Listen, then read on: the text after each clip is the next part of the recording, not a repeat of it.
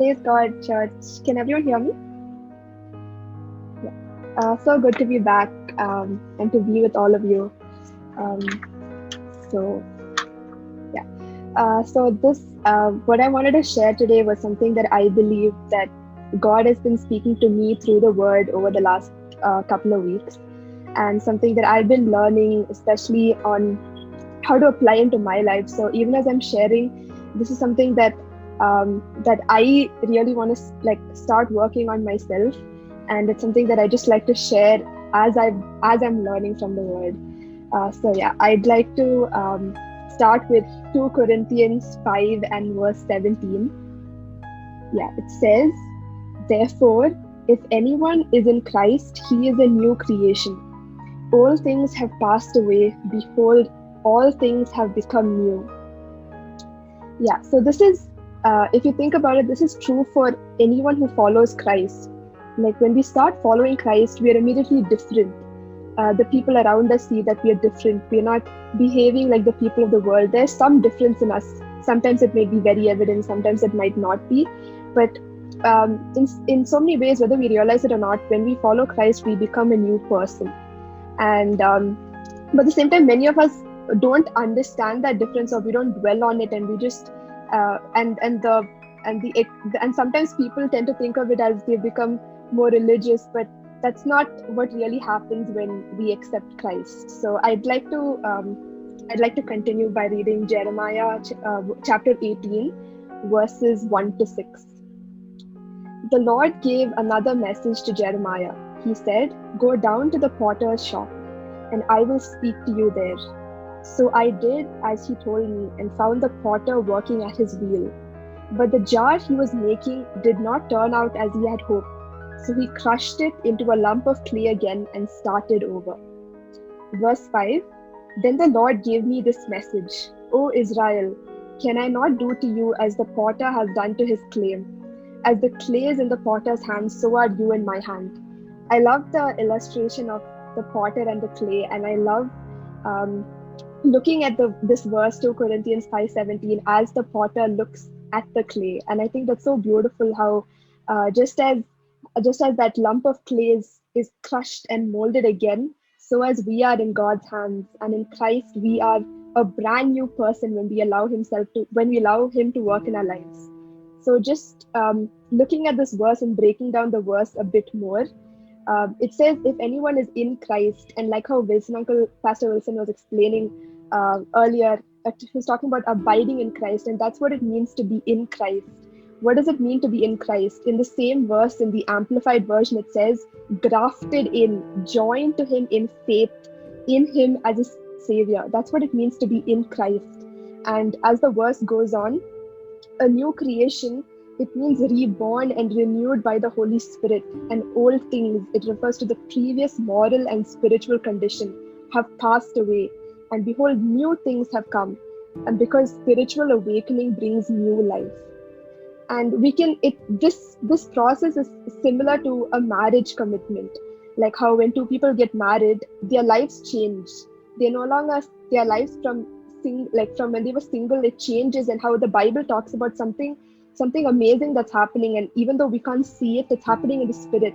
How it says in Genesis 2:24, "Therefore a man shall leave his father and mother and hold fast to his wife, and they shall become one flesh."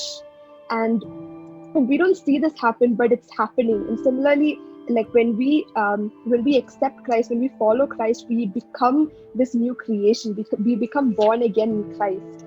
And yeah, so before I talk more about that line, I just like to ask a question. What causes all of our troubles in this world, all our lying and cheating, all our hate and prejudice, social inequality and war? What causes all of these things? The Bible tells us that those things which proceed out of the mouth come from the heart, and they defile a man. In Matthew 15:18, he said the problem was in our hearts. Our hearts needed to be changed. And in James 4:1, it says, "What is causing fights and quarrels among you? Don't they come from the evil desires at war within your heart?" When we read the Word of God, we see so many verses talking about our heart. like how in it says that we need to guard our heart above all else, for everything we do flows from it. And even I think today I was reading about how the Bible says, "Search me, O God." How David prays, "Search me, O God, and know my heart. Test me and know my anxious thoughts. Point out anything in me that offends you." And that's actually such a scary prayer to pray, because um, sometimes what's deep into our hearts, even we wouldn't want to hear. Sometimes we don't like to face the realities of what's in our heart as well. And when David prayed that prayer, it's like exposing God's light upon all the areas of his heart.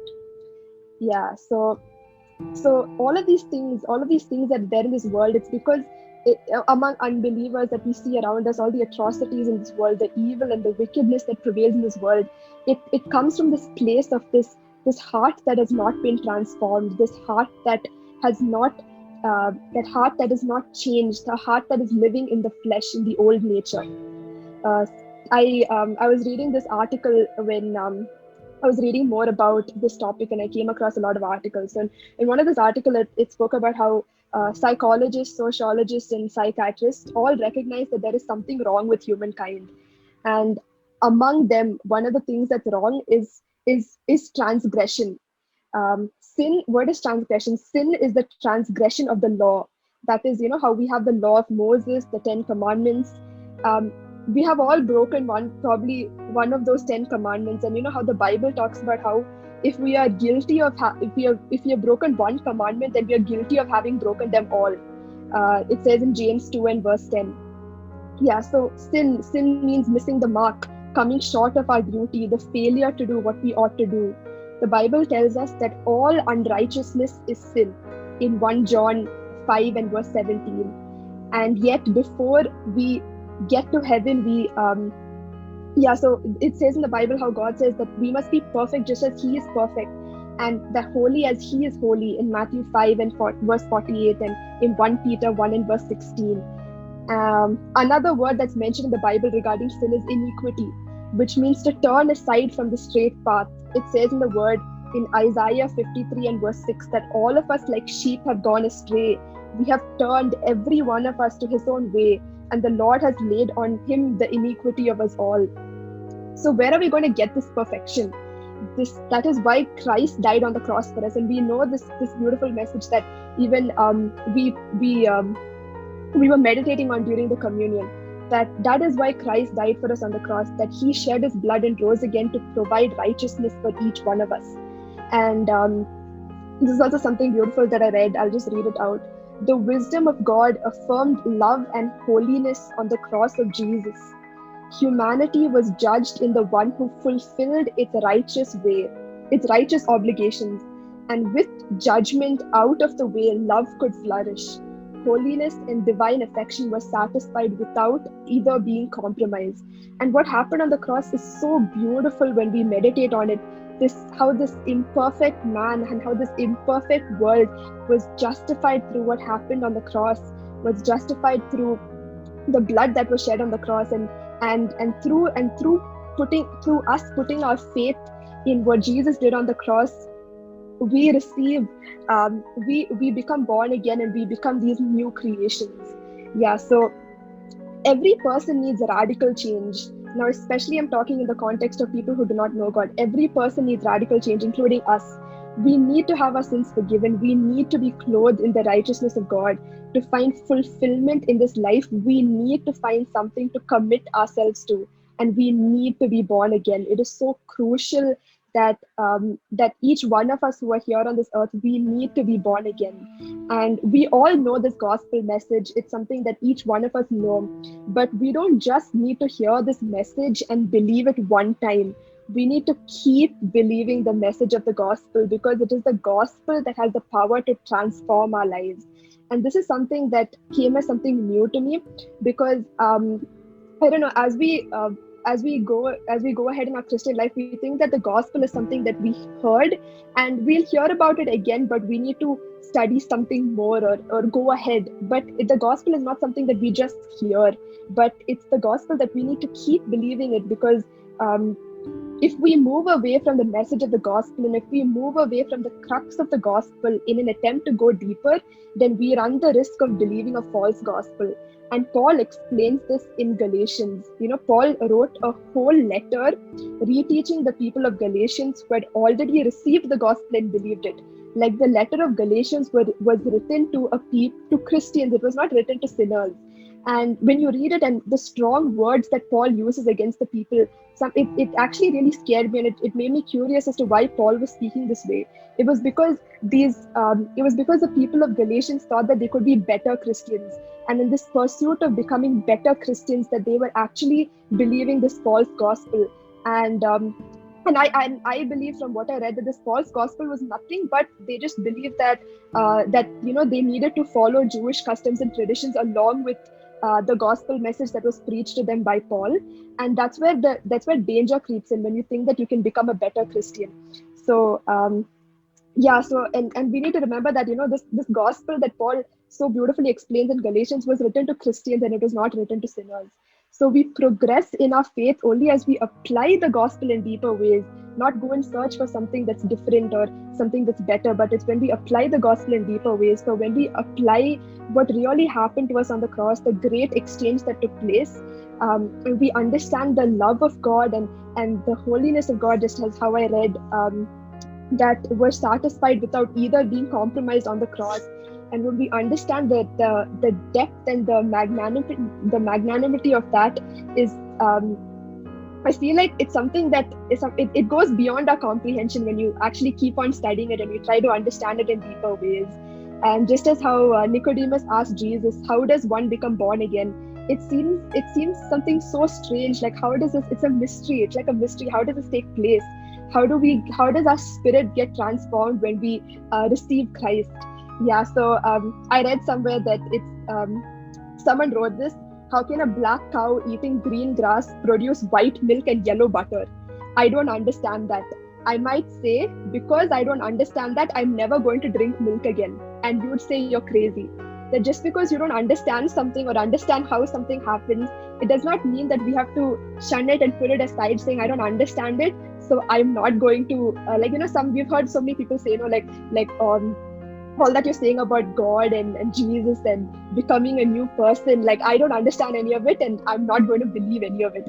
But then what would we tell them? You're crazy if you're not believing about it, because even I don't understand it completely, but I accept it through faith. And that's the beauty of faith. That's the beauty of applying our faith, and how this gospel that we believe in is we receive it by faith. And we cannot inherit this new birth. It's really important that we understand that we cannot inherit this new birth. We are born not of blood, not of the will of the flesh, not of the will of man, but of God. It says this in John 1:13. Born into a Christian home does not automatically make you a Christian. Like, your parents could be excellent Christians, my parents could be excellent Christians, but that does not make me a Christian. I need to understand this gospel for myself, and I need to accept Jesus as my personal Lord and Savior, and become become born again to be a new creation. And this is something that cannot be passed on, but it's something that I heard somewhere saying God does not have grandchildren. He has children, and we have to go on our own journey of learning and understanding this. Yeah, so we cannot work our way to God either, nor is Reformation enough. You know how sometimes even I also think of this, where I'll be like, okay, I'm just like, tomorrow I'm just gonna turn over a new leaf, or I'm just going to change. New Year is coming, I'm going to make New Year resolutions and I'm going to do it. But we're actually trying to do all of that on our own accord. We're trying to do that with our own strength. And all of those things fail. Probably on the next day itself, we might not keep all these resolutions that we make. We need His strength and we need His power to be able to do these things. We need to rely on Him. And the most beautiful example of that is Paul himself. How Paul speaks so much about this new creation because of the transformation that took place in his life, because the person who he is right now is something that he couldn't have ever imagined. How he talks about, that he will boast in the Lord because he can see how amazingly God has worked in his life, from Saul to Paul, from someone who persecuted the church to someone who is proclaiming the gospel to reach the ends of the earth. Yeah, so nothing we ever do, no small thing or big thing we ever do from our part can ever enable us to get right with God.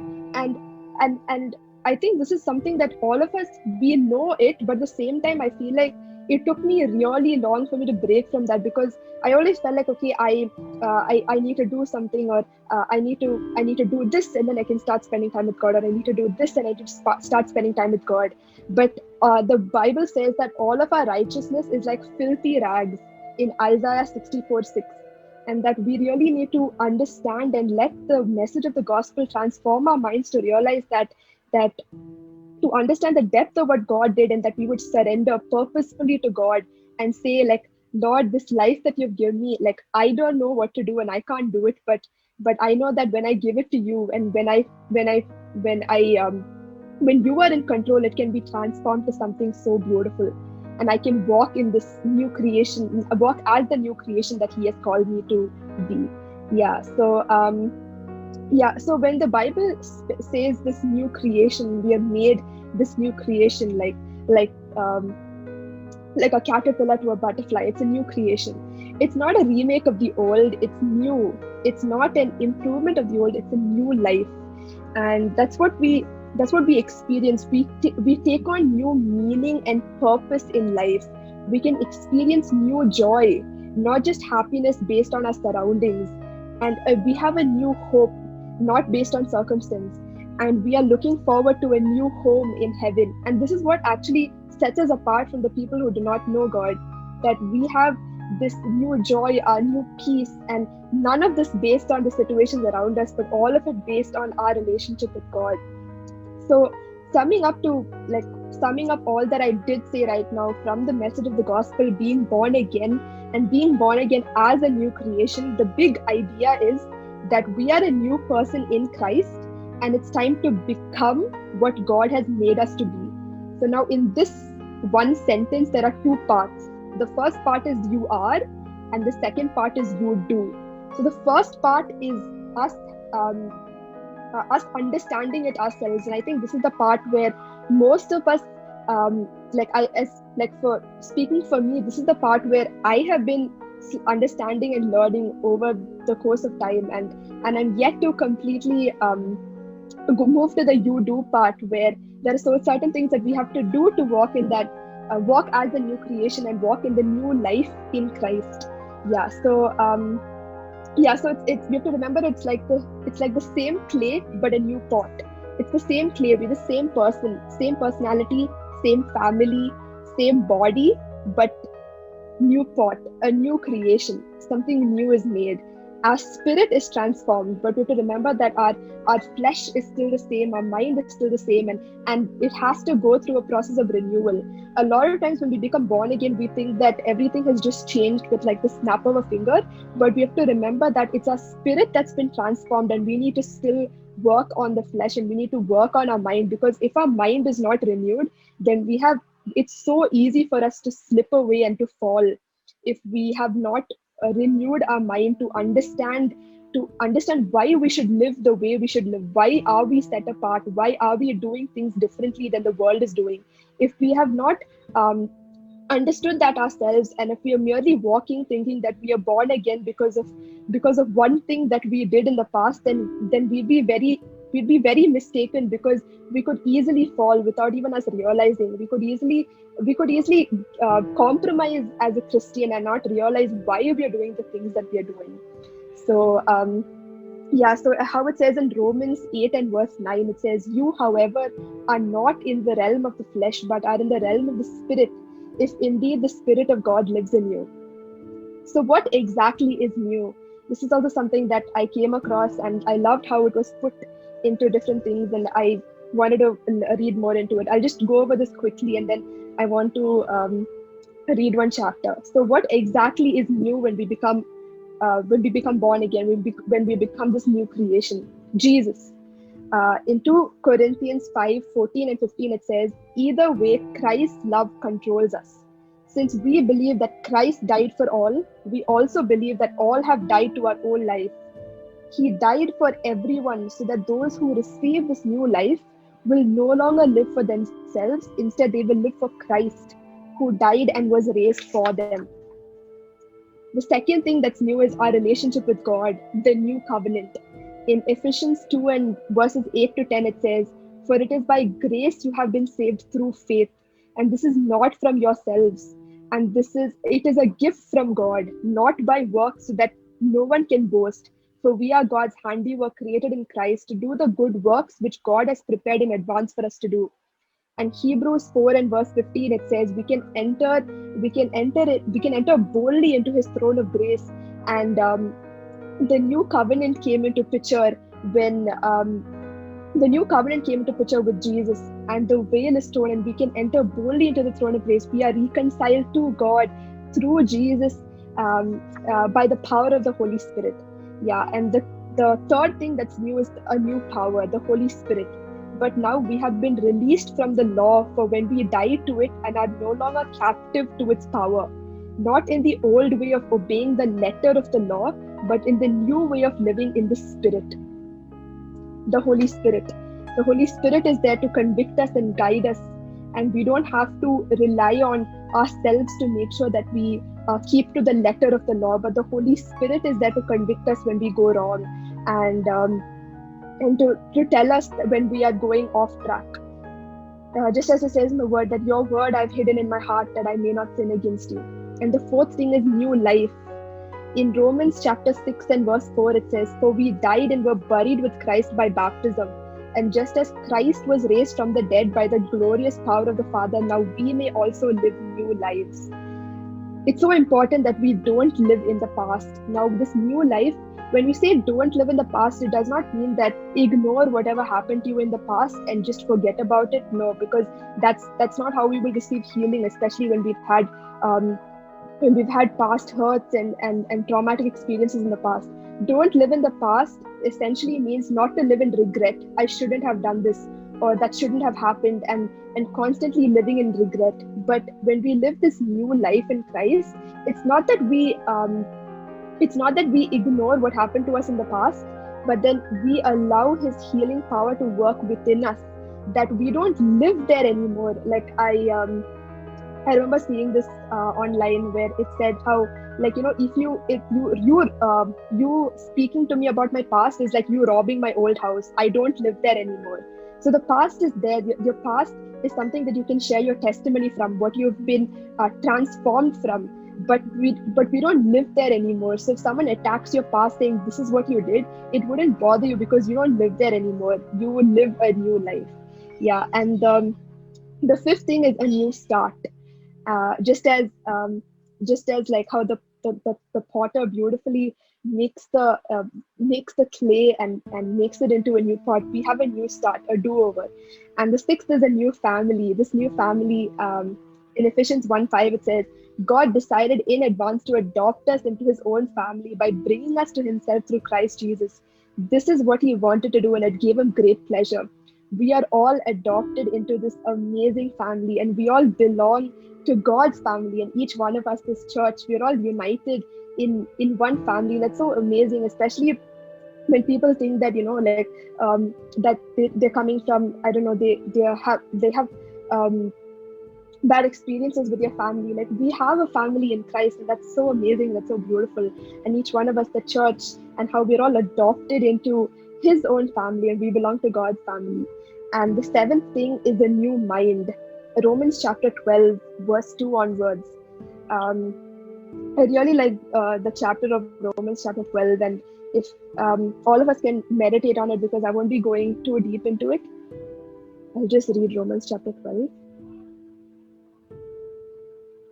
Yeah. Romans chapter 12, verse 2, it says, "Don't copy the behavior and customs of this world, but let God transform you into a new person by changing the way you think. Then you will learn to know God's will for you, which is good and pleasing and perfect." And you know how uh, this passage, it talks about surrendering our everyday lives, everything that we do in our lives, to God, and embracing what God has done for us. It like, how it says, don't copy the behavior and customs of the world. It means that, we can't become so well adjusted with our culture that we fit into it without even thinking. And instead, it's so important that we fix our attention on God, and we'll be changed from the inside out.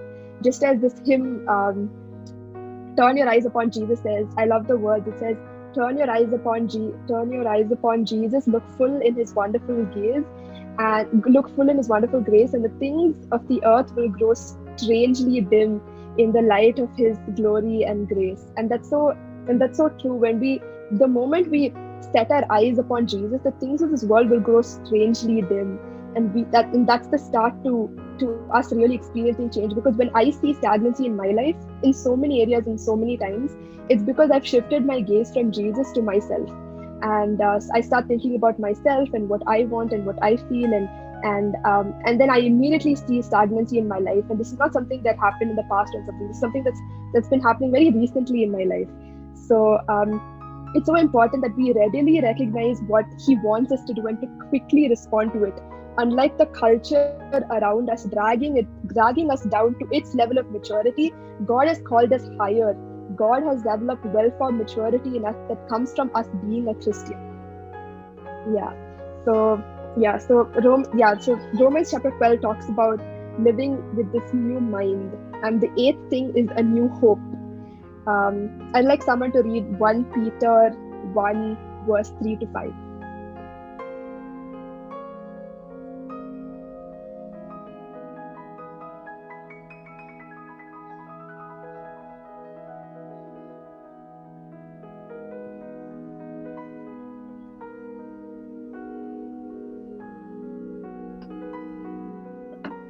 Peter 1 3 to 5. Blessed be the God and Father of our Lord Jesus Christ, who according to His abundant mercy has begotten us again to a living hope through the resurrection of Jesus Christ from the dead, to an inheritance incorruptible and undefiled, and that does not fade away, reserved in heaven for you, who are kept by the power of God through faith for salvation, ready to be revealed in the last time. Yeah, amen. So we have this new hope, and in 2 Corinthians 4 and verse 16 it says, "That is why we never give up. Though our bodies are dying, our spirits are being renewed every day. For our present troubles are small and won't last very long. Yet they produce for us a glory that vastly outweighs them and will last forever." So we don't look at the troubles we can see now. Rather, we fix our gaze on things that cannot be seen. For the things that we see now will soon be gone, but the things that we cannot see will last forever. Amen. So I had mentioned earlier that the big idea from what I had shared in the beginning is that we are a new person in Christ, and it's time for us to become what God has made you to be. So what we spoke about right now was the first part, is what we are, is to understand what we are. What does it mean when the Bible says that we are a new creation?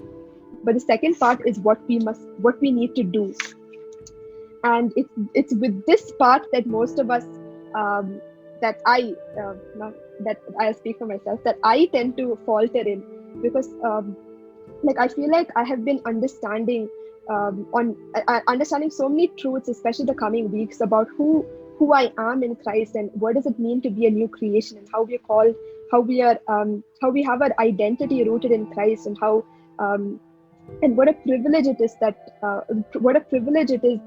identity and that we have in Christ, that we are adopted into His family. So the part about what we do, it's important to remember that we live with renewed purpose. Our purpose is not to toil and wait for the day we die, but we are called to be ambassadors. And an ambassador knows the mind of his or her king. An ambassador stays in constant communication. We are to use the things that we have, not to get too attached to them, and to finish the work that God has entrusted to us. So the part about you do, I would love to read from Colossians chapter 3, as I feel like it explains it so beautifully. Yeah, so I'll just read from Colossians chapter 3 slowly. Colossians chapter 3 verses 1 to 17. I also remember that Brother Saji Abraham had preached about this during our Kodaikanal trip, and that was also really spoke to me. About the message that he spoke. Yeah. So I'll just read Colossians chapter 3.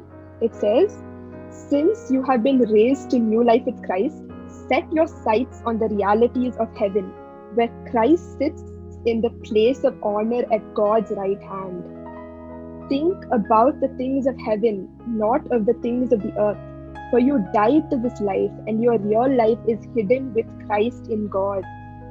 And when Christ, who is your life, is revealed to the whole world, you will share in all his glory. So put to death the sinful earthly things lurking within you. Have nothing to do with sexual immorality, impurity, lust, and evil desires. Don't be greedy, for a greedy person is an idolater, worshipping the things of this world. Because of these sins, the anger of God is coming. You used to do these things when your life was still a part of this world. But now it's time to get rid of anger, rage, malicious behavior, slander, and dirty language. Don't lie to each other, for you have stripped off your sinful nature and all its wicked deeds. Put on your new nature and be renewed as you learn to know your Creator and become like Him." The Bible tells us to put on this new nature. And one second.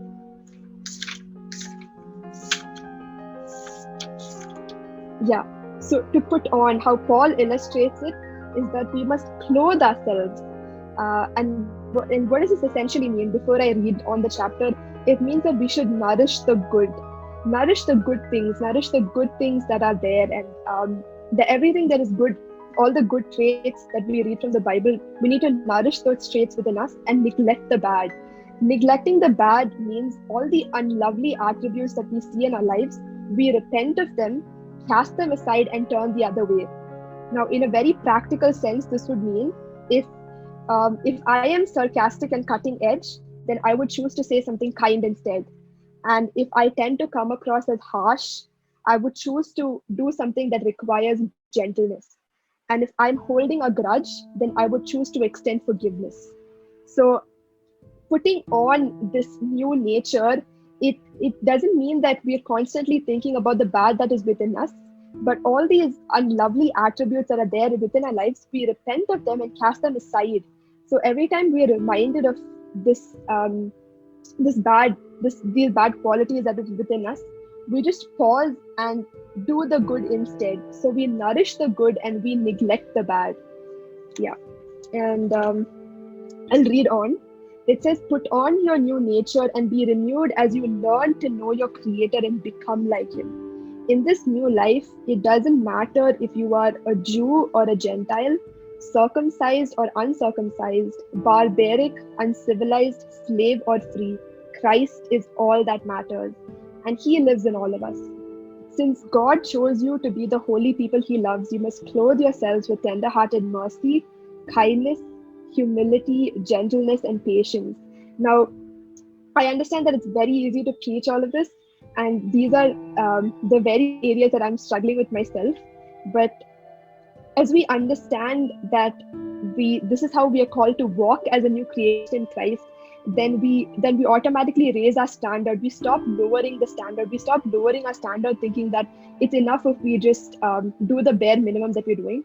But it's so important that we raise the standard, because when the Bible talks about us walking in this new life, it calls us to walk in all of these ways, to cultivate these habits, and in the most practical ways, in the most simplest ways, especially with our interactions and our relationships, starting with our family, because I think that's where I can tend to get really like the opposite of all these things, how it talks about tender-hearted mercy and kindness and humility and gentleness and patience. Yeah, make allowance for each other's faults and forgive anyone who offends you. Remember, the Lord forgave you, so you must forgive others. Above all, clothe yourselves with love, which binds us all together in perfect harmony. And let the peace that comes from Christ rule in your hearts. For as members of one body, you are called to live in peace and always be thankful. Let the message about Christ in all its richness fill your lives. Teach and counsel each other with the wisdom that He gives. Sing psalms and hymns and spiritual songs to God with thankful hearts. And whatever you do or say, do it as a representative of the Lord Jesus, giving thanks through Him to God the Father. Yeah. So through this, I'd like to slowly wrap up. Yeah. So when we're walking in this new creation life that God has called us to walk in, that's a life that's a life um, that's a life led by God and not shaped by feelings. Because all of these things that are mentioned here, anger and slander and all of these things, those are all the things that are influenced by our feelings. I heard somewhere where the the time when we are most prone to not walking in this life that God has called us to live is is like this is like an easy way to remember that is halt, HALT, when you're hungry, angry, tired, and lazy. And that's especially when you're hungry and you're angry and you're tired and you're lazy. This is especially when you break from how God has called you to live. Because when you're hungry, like gentleness is out of the picture and kindness is out of the picture. Because or when we are angry, it's like all of these things. So especially when we experience this halt in our lives, that's really when we need to pause and actually be very mindful of the things that we do. And when we are lazy, that's when we don't want to pray, spend time in prayer, spend time in intercession, and even read God's word, because we're like, we put it off to another time. And when we are tired, I think this is something that especially the people who are working would experience this, that when they're tired, they just don't want to be disturbed and to be so comfortable to do something that probably you would have been doing maybe before you were saved or something like that. So um,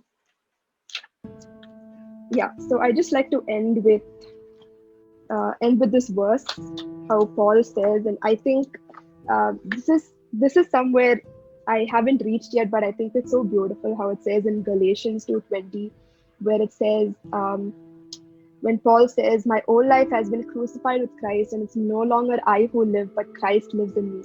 That it's no longer he who lives, it's no longer his fleshly desires that crop up, but it's Christ who lives in him, and Christ is all that remains. It's like when you come to the end of yourself, that's when um, that's when you're living, and you're someone who, there's just Christ in you, there's just Christ coming out of you and his love pouring out of you. So our purposes in life are not necessarily wrong. All of these purposes that we have in our work, in our relationships, and in our church and everything, these purposes are not necessarily wrong. But unless we have set our heart on becoming like Jesus, these purposes aren't the priority. God's plan for each one of us is to make us look like Jesus.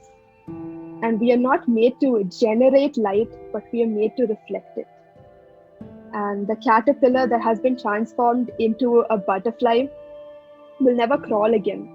It will, there's no thinking of crawling again and becoming, crawling back as a butterfly. You fly, you soar. And yeah, so that's something that I wanted to share. And I was also really excited that I got this book as well. And this book says, "Behold, I am making all things new." So, as a reminder for me, that something that I really need to do is to walk as this new creation that God has called us to live, walk this new life that God has called us to live.